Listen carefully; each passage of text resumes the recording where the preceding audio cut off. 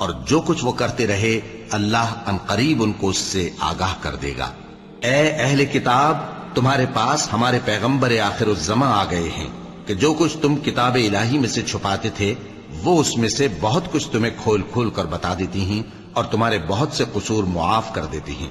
بے شک تمہارے پاس اللہ کی طرف سے نور اور روشن کتاب آ چکی ہے، جس سے اللہ اپنی رضا پر چلنے والوں کو سلامتی کے رستے دکھاتا ہے اور اپنے حکم سے انہیں اندھیروں سے نکال کر روشنی کی طرف لے جاتا اور ان کو سیدھے رستے پر چلاتا ہے۔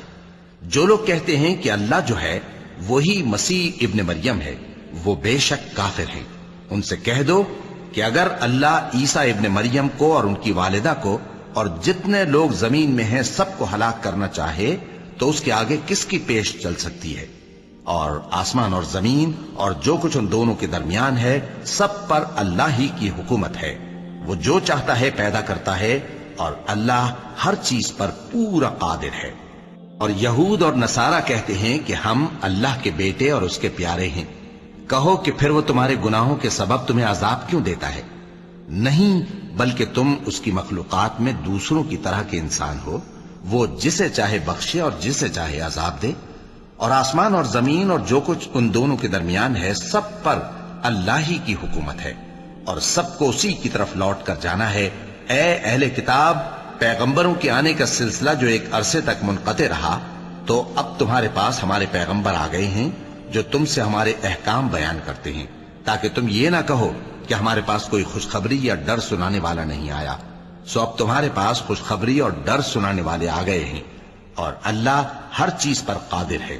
اور جب موسیٰ نے اپنی قوم سے کہا کہ بھائیو، تم پر اللہ نے جو احسان کیے ہیں ان کو یاد کرو، کہ اس نے تم میں پیغمبر پیدا کیے اور تمہیں بادشاہ بنایا اور تم کو اتنا کچھ عنایت کیا کہ اہل عالم میں سے کسی کو نہیں دیا۔ اے بھائیو، تم ارض مقدس یعنی ملک شام میں جسے اللہ نے تمہارے لیے لکھ رکھا ہے داخل ہو چلو، اور دیکھنا مقابلے کے وقت پیٹھ نہ پھیر دینا ورنہ نقصان میں پڑ جاؤ گے۔ وہ کہنے لگے کہ موسیٰ، وہاں تو بڑے زبردست لوگ رہتے ہیں اور جب تک وہ سرزمین سے نکل نہ جائیں ہم وہاں جا نہیں سکتے۔ ہاں، اگر وہ وہاں سے نکل جائیں تو ہم جا داخل ہوں گے۔ جو لوگ اللہ سے ڈرتے تھے ان میں سے دو شخص جن پر اللہ کی عنایت تھی کہنے لگے کہ ان لوگوں پر دروازے کے رستے سے حملہ کر دو، پھر جب تم دروازے میں داخل ہو گئے تو فتح تمہاری ہے، اور اللہ ہی پر بھروسہ رکھو اگر تم واقعی ایمان والے ہو۔ وہ بولے کہ موسیٰ، جب تک وہ لوگ وہاں ہیں ہم کبھی وہاں نہیں جانے کے، اگر لڑنا ہی ضرور ہے تو تم اور تمہارا رب دونوں جاؤ اور لڑو، ہم تو یہیں بیٹھے رہیں گے۔ موسیٰ نے اللہ سے التجا کی کہ پروردگار